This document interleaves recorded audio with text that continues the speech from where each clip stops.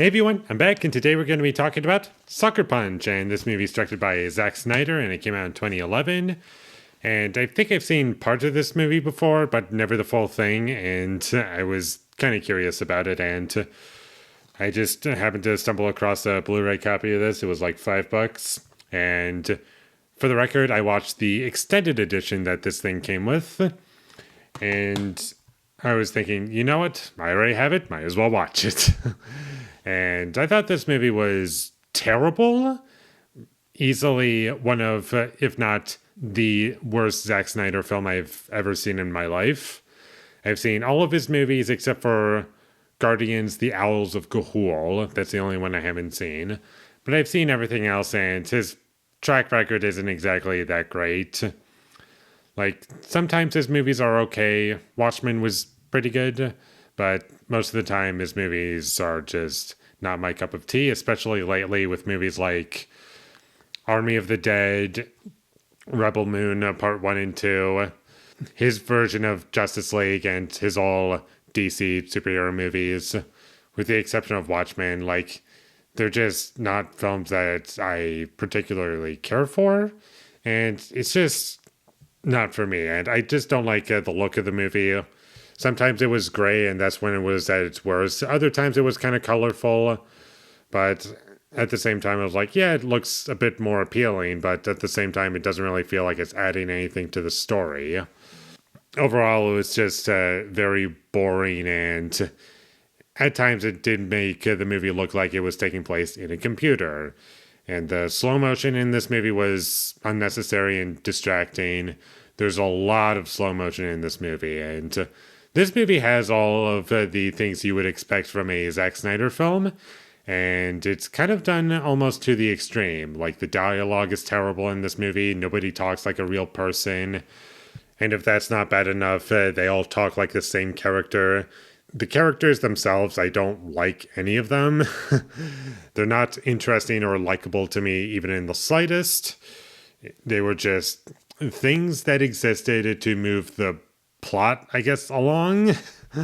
This movie barely has a plot, and ultimately this movie is basically just a ripoff of Inception. That's what I kept thinking about while watching this movie, because it was a dream within a dream, and it just reminded me of the Inception the entire time and how much more I enjoyed that movie.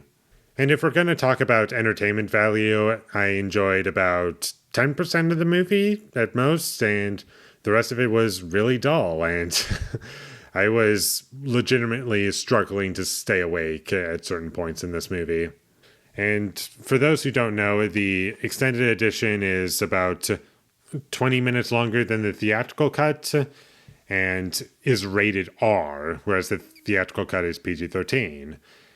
And I was expecting there to be like some nude scenes or something, or maybe something to justify the rated R rating that this movie was given, or the extended edition at least, or like some language, some swearing or something, or violence possibly that couldn't be shown in the theatrical cut. And you don't really get that. You get little snippets at a couple points, I guess, but barely anything. Like, if you were going into this movie expecting something cool, or like that would be like a justified rated R movie, you don't really get it here.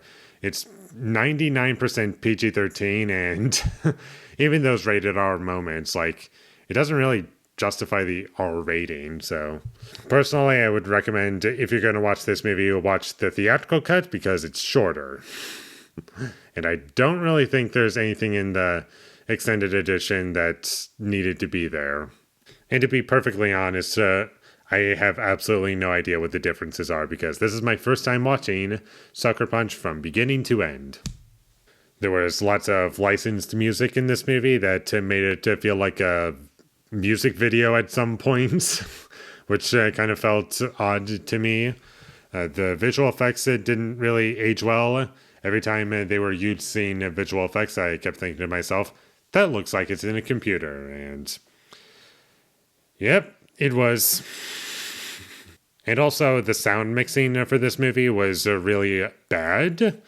It's one of those movies where it's really quiet in the talking scenes, but really loud in the action scenes. And if your volume isn't at least twice as loud as the action scenes when it's in the talking scenes, you're not going to be able to understand what these characters are saying. And that's mostly because everyone's like whispering the whole time for no reason. The pacing for this movie was terrible. Barely anything happens throughout the entirety of the film. Also, the action scenes in this movie just felt like a video game, and I didn't care about anything that was going on. And this might not be a thing for everyone who watches this movie, but for me personally, the characters in this movie all looked like they came straight out of an anime. I don't know if everyone's going to have that issue like I did, but I found that to be a little distracting. And also, one other thing to note about the action scenes in this movie is that they all felt like they were made to make trailers for the movie and not to be in service of the movie, like really cool action scenes that we have. And instead, it just feels like, oh, this moment looks like it belongs in a trailer. That moment looks like it could be used very well in a trailer. And yeah, that's all the action in this movie. It just trailer material. And I didn't even believe any of the performances in this movie. Like, I was at least hoping Oscar Isaac would be good in this, but he was pretty annoying. He just was very over the top. All he did was yell in the movie, and I just didn't feel like I was watching a character. I just felt like I was watching any other angry guy who had, like, nothing to do. And this is also just one of those movies where it doesn't give you anything that's satisfying throughout the entire film. Like, if you don't like the action scenes, if you don't like the characters, you don't like the music, you don't like the overall, I guess, style of the film, then there's really nothing to offer you here.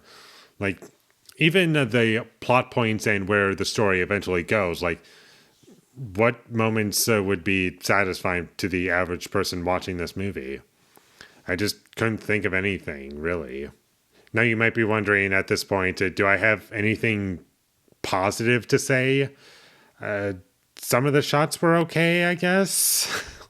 But that's about it. I didn't really like anything in this movie.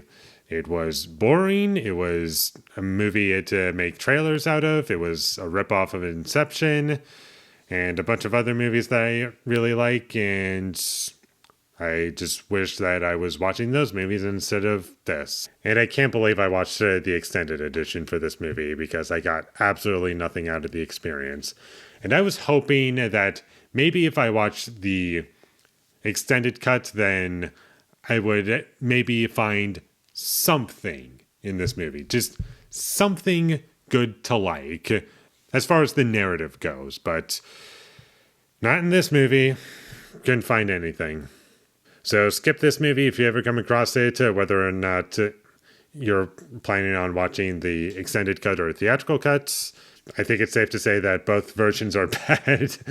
And I will never watch this movie again, probably. So with all that being said, I'm going to give Sucker Punch a 1 out of 10. Thank you for watching my videos as always. If you enjoyed this review, be sure to leave a like and comment down below what you thought of Sucker Punch, and my social media links, they will all be in the description, so follow me there. And last but not least, subscribe to be a part of Foley Nation, and I'll see you when I get my next review up, and that is going to be for The Final Cut. So look forward to that, but until I get that up, thank you for watching and have a great day.